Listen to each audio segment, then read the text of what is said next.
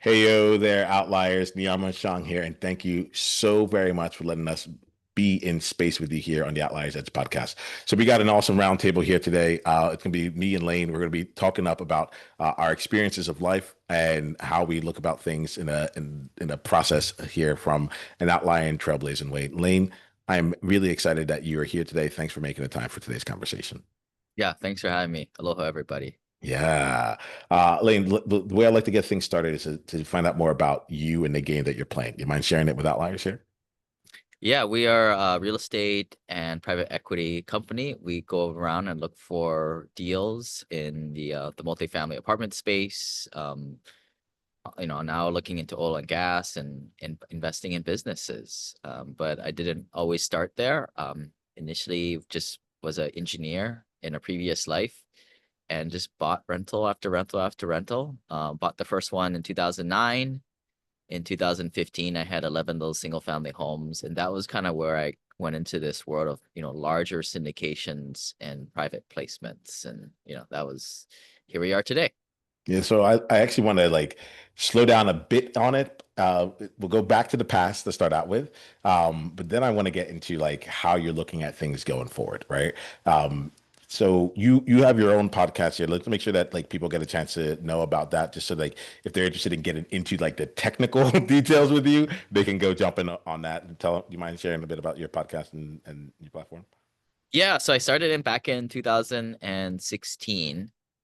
Um, and at that time, I was still buying little rental properties myself. I was kind of transitioning to buy more commercial assets, apartments at that point. But at least for the first couple of years, it was just follow my journey. And, I would drop tips on, how do you look for little single family homes to buy? How do you do the numbers? How you do the analysis of it? And, we built up a small community at that time. And from there, a lot of those investors were, corporate people and business owners. And as I, wrote in my new book, The Wealth Elevator, which all you guys can get on Amazon, I wrote that book recently. So it was kind of like, 2016, got the podcast going. Once it usually takes 2 or 3 years to get something good if you have something decent. And then wrote the book The Wealth Elevator, kind of a lot of the ideas and synergies that I kind of learned in the past 8 years since then. And one of the big takeaways is like there's this stepwise formula.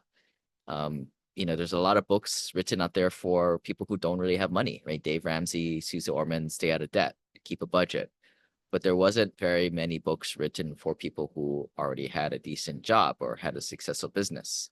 And for those people, buying little rental properties just isn't going to cut it, right? That'll get you to accredited investor status, net worth $1 million or greater. But, most of my clients, they really need maybe 15, $25,000 of passive income a month. And unless you've got a net worth of a few million or at least, you're not going to be able to get that.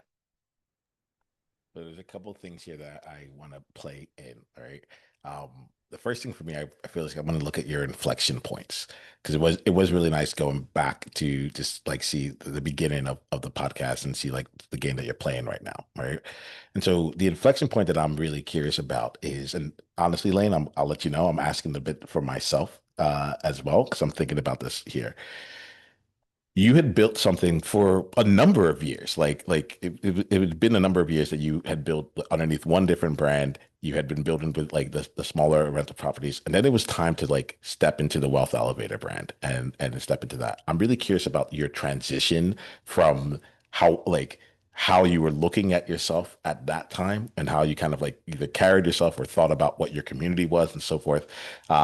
To what now that you're playing the game with Wealth Elevator, now that you're playing it more recently, whether or not it's the brand or not, I'm very curious about the shift in like your thinking and how the game shifted for you. Yeah, I would say like the first half of the story, 2016 to 2020, it was very much like follow me in my journey, and it was a community of, Mm. peers in there. In 2020, prior to that, like 2016, we started to syndicate apartment deals, started with a lot of smaller Class C properties, like 50 units, 60 units, and then scaled up to bigger properties as nobody wants to be a slumlord and deal with, difficult tenants. So we eventually bought bigger and nicer assets to a point where in the pandemic, we went over $1 billion of acquisitions. And at that point, I think the podcast turned to like it was no longer like the peers listening. It was kind of me. I kind of stepped into becoming the expert at that point, I suppose, that I was a bit reluctant to be. But part of that came from this belief of like, I mean, I know who all the podcast real estate podcasters out there. A lot of them really haven't done jack in reality. They're all fake it till you make it, older guys in their 40s, 50s, and some 60s. A lot of those guys are out of the game now. But in reality, some of them have even owned, you know, certainly own way less than we own now.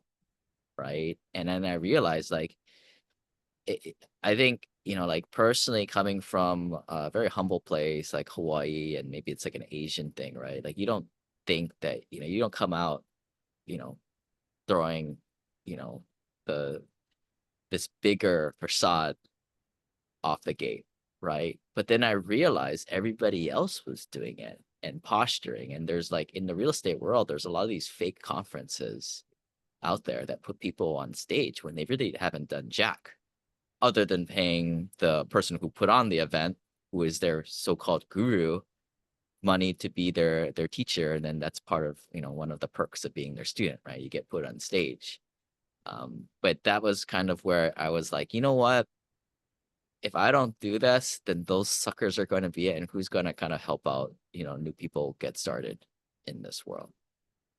All right, so I'm going to stay with this for just a little bit because you're speaking to something. So on my end, I've been doing podcasting on and off for 10 years, right? The off part is where I'm looking at a lot, where I'm like, okay, there was opportunity for momentum and continued like ongoing growth, but like things turn on, like you're not growing when things aren't compounding when it's off, you know? And so you're speaking to something, and I'm thinking about myself here, but I'm also thinking about the different outliers out here, where it's like, all right, you've built something, you're like you're known, and as from a community perspective, you've been building out like things from a peer perspective. What was like the most challenging part about making that shift? And it may not have even been a challenge because like in my mind, I want to lead from amongst everyone, right? I am also going on my journey. I don't like even here. I'm like, this is where I'm struggling with, or this is what I'm thinking about. Um, but I am really curious about like when it seems almost too smooth the transition from like I'm leading from within, leading from the field with you all to like, okay, now I'm stepping into like expert and authority. So I'm just curious if like about that. It might be just that simple. Yeah, I mean, they're talking about like motivation, right? And there's two forms of motivation: things that pull you and things that push you there. And I think like I would see a lot of like these, investing forums and podcasters and especially YouTubers these days. A lot of the things they say are not true, Mhm. right? They seem logical, and I give them that, but they're just not how the industry works. Like pretty much every video done on Grant Cardone, it's like what you all don't even know what you're talking about, right? Like you're not even you don't even own apartments, you don't syndicate, like you don't know what you're talking about, right? Like and that kind of sentiment got me, a little upset, right? Like another example would be like, an investor's talking about this deal that's done with an 8 pref and a 70/30 split, and they're scrutinizing the splits. I'm like, dude, who cares about the splits?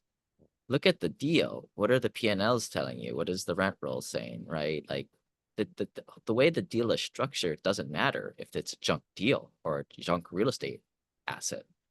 And that kind of got me like, I was like, you know what? Nobody else is really like has understands this stuff. And I think maybe that's one thing I do well. I can kind of take somewhat complicated things and distill it down to, something the average dude can kind of understand.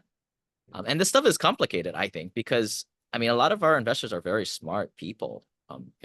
Master's degree, doctorate degree. I mean, somehow they make over a few $100,000 a year, right? Like they're smart people, but nobody ever talks about like splits and fees and underwriting, apartment deals and things like that in normal vernacular, right? Yeah. Like maybe a single family home investment or a house flip right here or there. But the truth is it's not that complicated. It's just people just don't have the repetitions and there's nobody really talking about this type of stuff. And that was kind of where I felt like a little void where I could fill that void, right? That certain niche that I could fill. Like I can distill this down for regular people to understand. And there was just a lot of, you know, not not correct information out there. So that like I there's something about this that I really love recently. And if I was going to raise my hand on this or call myself in, there was a time where I was much more ready to just like bring anyone on, or and at the same time just be able to just share my own what I would call thought leadership at the time, right? And then I went through the process of writing a book in 2022. I think it was 2022. And so I wrote the book, and Lane, I got done at the end of it, and I was like, you know what? This kind of feels like a series of blog articles, there's it's here, it's a 200-page book, has all the stuff in it, but like, is there anything of fidelity underneath this? All right. What is going to make this different between just my opinion of how things are and how the world actually works? And what I'm hearing from you is you're like, hearing a lot of people out there who have their thoughts on how this goes, but like if they were actually in the trenches, if they actually did the work, they would realize that most of the stuff doesn't matter. These are this is the simplicity, the simple things underneath is like, how's the deal going? Like, are we actually focusing on the things that actually matter? Am I getting that right? Yeah, like essentially 80/20 Yeah. analysis, right? And some people, a lot of maybe because I am an engineer and I look the part and I attract other engineers. You get a lot of these, at least in our community, a lot of people who overanalyze things and myopically look at, certain, things Yeah. and forget the bigger picture, right? Like, Interesting. I guess, and I thought the same thing, right? Like when I wrote my book, when I wrote my first book prior to the Wealth Elevator, I was like, yeah, this is kind of like like a Swiss cheese, right? Like a lot of good tips here, there. I mean, I didn't want to write another chicken soup for the soul Yeah. for like another fragmented book like that, right? But there was nothing that really pulled it together until I started to realize, like a lot of the stuff that I learned by just picking up, tip after tip after tip, right? Like my parents didn't grow up to be accredited investors. You need a net worth of $1 million or greater. I didn't have a rich uncle. I had to, get around other higher net worth investors and kind of learn by osmosis. And what I realize is like it's kind of like this triforce, a three-sided objective in a way. Like you have to invest in alternative investments, get away from the Wall Street stuff, and that unlocks a lot of tax advantages, right? Passive losses from depreciation in real estate in particular. And that allows you to play all these games with your taxes legally. And then the other side is, using life insurance very differently than your scammy life insurance friend will configure them, right? And this three-prong approach was essentially what I was kind of getting from all these, informal mentors out there. And what I realized is that, yeah, they're not that difficult to implement, but they're very opposite what we're all taught by our parents or what's in society. But then to bring them all synergistically together, right? Not, you know, like I think that was the big thing of the wealth elevator genesis of it all. And sometimes certain people will like fixate on one thing, right? Like deals, like analyzing deals, right? Which is great, which is smart. Definitely don't want to invest in a sucker deal. But for some people coming in, they may make $500,000 or greater, and their biggest bang for their buck right off the bat, their quick wins is going to come from maybe implementing real estate professional status, buy a little rental property, and dropping their HEI and maybe saving 100 grand right there in taxes, right? Like that's like investing in a deal and it just doubles the next day, right? Like that's the same impact at the end of the day. Yeah, when you're talking about this, what some of the things that are coming to me are one, the element of simplicity past the complexity. Where it's like you talk about like over analyzing and getting down. Like what I get from you is just like there's just like a clear level of like there's a simple way to do this and to understand like where you are, what like the objectives are, like how can we actually go get there? That's one. The second thing I'm hearing is like that big picture, like never forgetting the big picture along the way. Look, as we're talking about this, I get curious about um so now on the other side, right? So right now, there's a lot of lessons that like you're now. Let me put it this way: what I'm curious about are what are some of the bets that you made that like ended up like just kind of blowing up? Like, what are some of like the bigger lessons that you learned from having to deal with some difficult times in what you were doing?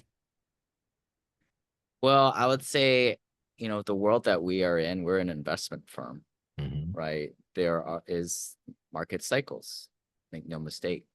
We just saw a very big correction in commercial real estate, which is exactly where we play, and which is why we try to diversify and get, some exposure outside of commercial real estate. Personally, I had 90% of my net worth in commercial real estate and it hit the crapper, right? Caused by 40-year high interest rates, quickest increase in history. And in commercial real estate, what a lot of people don't realize is the price corrections have been greater than the 2008 correction. Wow. Um, and a lot of that's caused by the lending. People in commercial real estate don't buy properties on 30-year loans. It's usually a lot more abbreviated 1 to 10 year notes, right? So if you have sort of a flash correction, you don't have enough time for the assets to recover in terms of pricing, right? So that was kind of it wasn't fun going through, but I think it it epitomized the idea of like diversifying over a 4 to 7 year time horizon because you never know when a market cycle is going to correct. But it's going to happen, right? This last one that we had in commercial real estate, it was great from 2009 to 2022, 23. I think when you do the math, it was like a dozen years. That's a very long cycle. Should have happened earlier, which we all thought it was, right? That's what the pandemic kind of since pandemic happened, government threw in synthetically a lot of cash to keep things going. But naturally it was going to hit its market correction down cycle. But that's kind of what makes, getting involved when things are down, or is when Warren Buffett says, when there's fear in the streets, that's when you get greedy. So expand on that last bit there, right? Because yeah, I feel like you're actually opening up a new story or opening up something new there. So what was the shift there? How did you implement that? What was the opportunity for you there? I'm not following. You said like, all right, when there's fear in the streets, that's when you get greedy, right? So to me, I feel like that's a turn in the story right here. So in what way does that apply to you and what you're doing? Yeah, right. I mean, right now liquidity is dried up, Mm. right? That's what high interest rates do. It's supposed to stifle the economy, and when people don't have liquidity, or I'll use a more layman term, when people don't get money coming out of their butts, they tend to play more defensive and they tend to invest less. Whether you're a business owner investing in a new equipment, or just little old Rob that works for Microsoft, you tend to hold on to the 10, 20 grand, 50 grand that you have in extra cash reserves. And this is the time where you take commercial real estate has corrected 20 to 30% off the peaks, right? This is kind of when you're theoretically supposed to kind of buy, right? Buy low, so high, right? Is the idea. But we all know that human nature, everybody, I'm not saying everybody, most people do the exact freaking opposite, right? Like When times are great, when the lights are green, that's when you should have caution. And that's when people are like, yeah, let's do it. Um, but when times are fearful, like it is now, that's when capital dries up. And that is when you find the best deals, right? Because people who are in those deals are the ones that are in distress situations, and distress creates good opportunities for investment. You know, as you say this, Lane, like it gets me thinking about the outliers and trailblazers that are listening here, right? And one of the things I think about with them is that we run into this element of like, should I go for it? I'm like, either I see an opportunity that no one else sees, or like if I go for it, I feel like I would be the only one, right? And there's something about like the all green lights that I think we tend to look for. Like we get to a certain place of success, and we then ask ourselves like, hey, is it worth risking all this here? And part of what I think I'm hearing from you is like to be able to like to continue making moves or making bets or taking risks, like even when it doesn't always look necessarily as clean or as good, because there's opportunities there if you're willing to go and find it. Let me make sure. Let me see. I might have watered that down too much though. So Yeah, let me I see mean that because it's a very sort of simple idea, right? But nobody follows it. And like yeah, two good examples would be during the pandemic, right? yeah, Like restaurants, you needed to have a little permission slip to go to a restaurant, yeah. depending where you lived. And restaurants struggled, right? Like they had like about a fraction amount of people come through their doors, and um, you had perfectly good businesses go bankrupt or go out of business. Mhm. I mean, I'm not in restaurants, right? Yep. Like I would need to have a partner or operator in restaurants to be able to know for sure, right? But from a layman's point of view, that's a good opportunity for somebody to jump in, right? Um, Another example from real estate, right? Residential real estate, people buying and selling their little houses, right, that they live in. A few years ago, it was a seller's market. The seller market, like, it's like tell buyers, hey, jump up and down, then submit your offer all cash. If not, I won't look at it, right? Boy, have the tides have turned, right? It's the opposite right now. Buyers have high interest rates. Their mortgages are like double than what it was. Um, it's the opposite, right? And now they call it a freaking buyer's market because buyers can get a better price, right? Um, and that's when you should go in. Nobody does though, right? That's when people are like little pansies and they don't.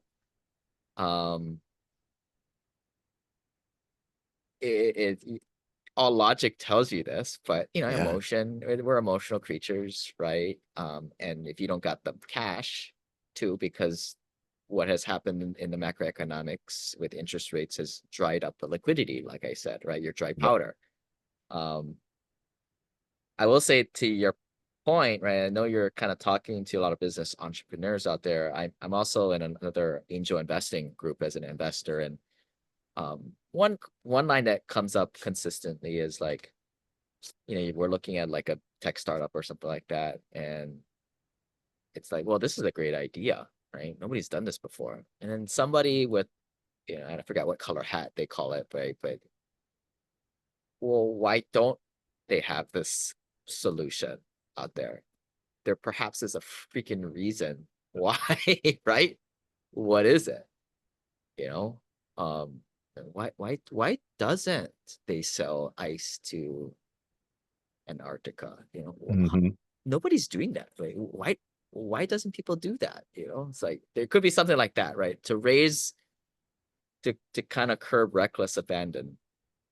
Sometimes you need to ask that particular question. But for the most part, I mean, markets go up and down like that, and you need to realize where the tides are at. I appreciate it. I also really appreciate the selling ice in Antarctica comment as well. Because I think there is a part of what I'm enjoying about this conversation, Lane, is like your dedication to mastery. That's what I feel like I'm hearing from you. I mean, you use that language here, but you're like, I've been doing it like being in this game for decades now. I've seen a lot of different things. I keep growing, and I'm finding the simple ways to keep I'm following the simple principles that keep working. All right. Um, and in that dedication to mastery, there's an element that shows up here around like being able to hone in on like on a path so that it till it like actually gives you the dividends that you're looking for. I think that there's something in that element of like, oh, I had a great idea. That part when I hear that with the people in my world, it's like there are a lot of great ideas, but to your point, like not every one of them is worth pursuing. And you also put this earlier when you're talking about the restaurants, and I just want to make sure I zoom in on. You're like, but I'm not a restaurant guy. That's not your exact words, but you're like that's not my like domain. Like I have expertise here, and I'm really great at it. I would have to go and partner with someone else before I would go and make like an investment in that actual place there. I like as you said that, I'm like, then this is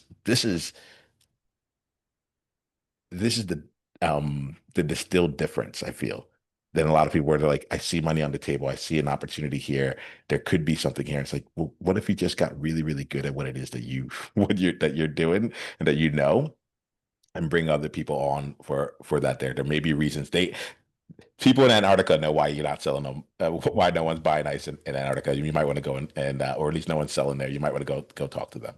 So I appreciate that. Lane, we're about at the end of our time here today. Um, you shared some things that I like from my perspective. I'm not like in the markets or anything like that. So there's some elements where I'm like, all right, I could I felt the truths in what you were saying beyond just like, oh, am I showing up as an investor or not? Right.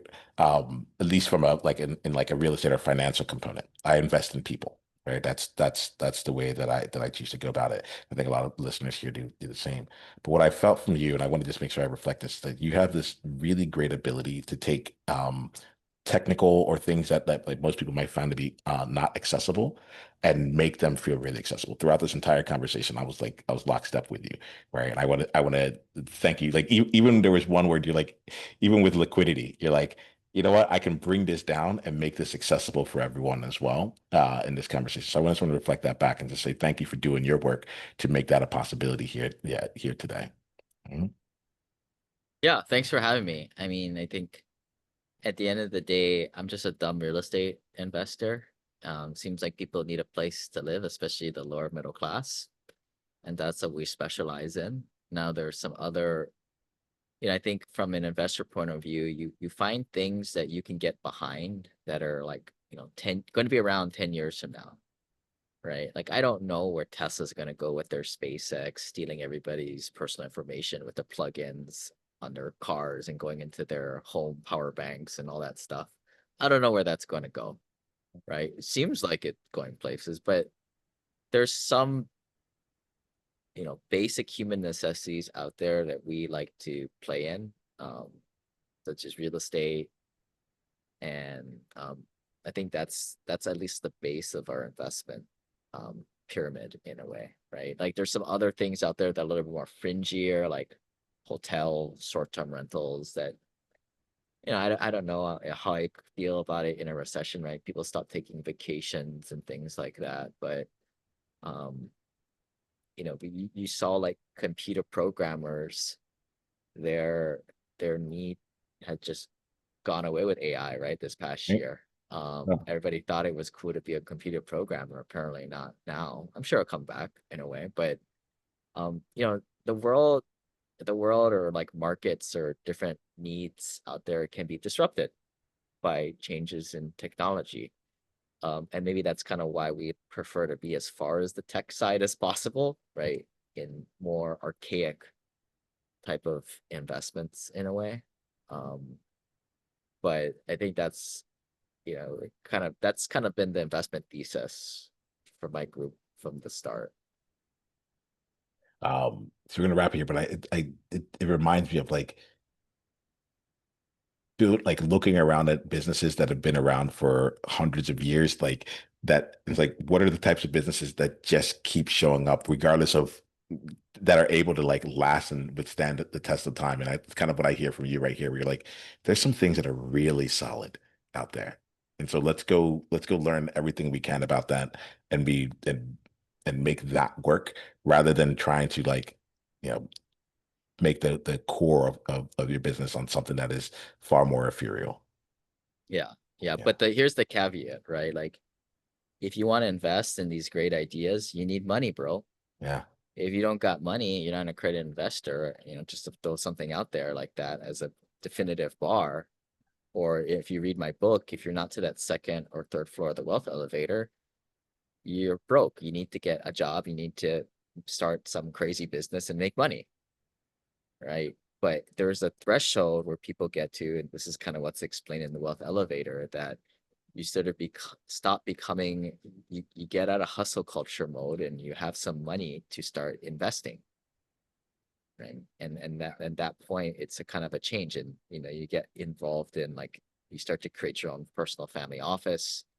Your job is not to make money because you already did that. You already grew your net worth to several million at least, and now your kind of more emphasis is more on growing that money that you do have.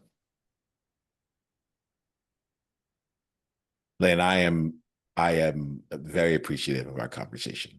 Right. Even that last distinction of make versus grow, like there's something in there that I am uh that I'm playing with. And the outliers and trailblazers, like clearly Lane knows what he's talking about, and he's gone far down his world on this here. So I want to say we're just getting to meet each other here, but I trust you.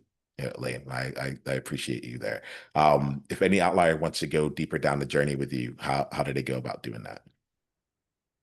If they are looking to buy little rental properties, we have a lot of free content on our website.